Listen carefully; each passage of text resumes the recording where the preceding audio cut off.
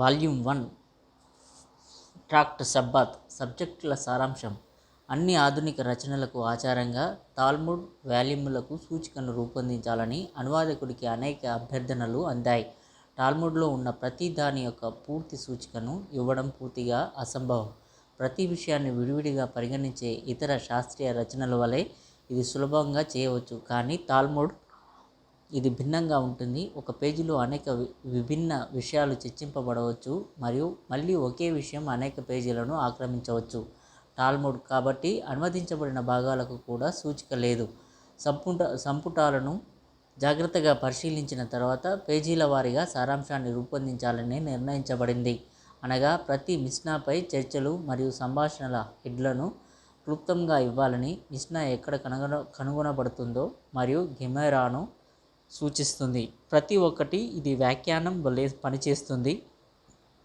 దీని ద్వారా పాఠకుడు తాను తెలుసుకోవాలనుకునే వాటిని సూచించగలగాలి.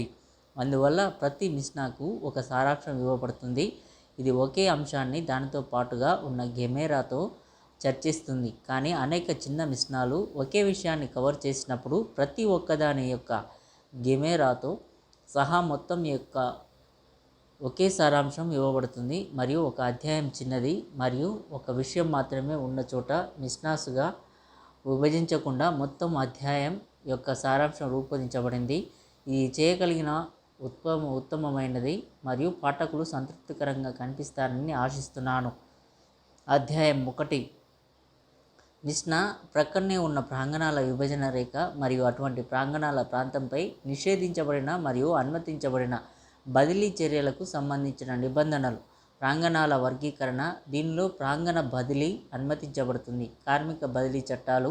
ఇద్దరు వ్యక్తుల ఉమ్మడి ప్రయత్నాల ద్వారా కట్టుబడి ఉన్నప్పుడు నుండి మరియు ఇంటి గుమ్మాలకు బదిలీ. మిష్నా మధ్యాహ్న ప్రార్థన సమయానికి పని ప్రారంభించవచ్చా? ఏ విధమైన పనిని సూచిస్తారు? ఒక మనిషి ఎలా ప్రార్థించాలి? అతను ఏమి ధరించాలి? అతను తన మధ్యాహ్న భోజనం ఎప్పుడు తినవచ్చు?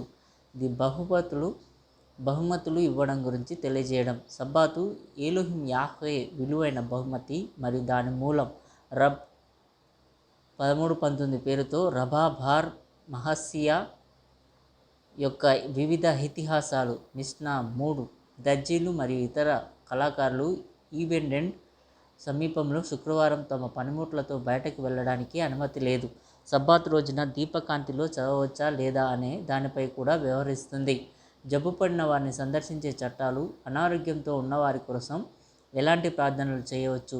మిష్నాస్ 4-6 వరకు. హనన్యా బెన్ హిజ్కియా బెన్ గూరియన్ అటకపై 18 ప్రసిద్ధ శాసనాలు ఎలా స్థాపించబడ్డాయి మరియు రూల్ ఆఫ్ పాస్ట్లు వ్రాయబడ్డాయి.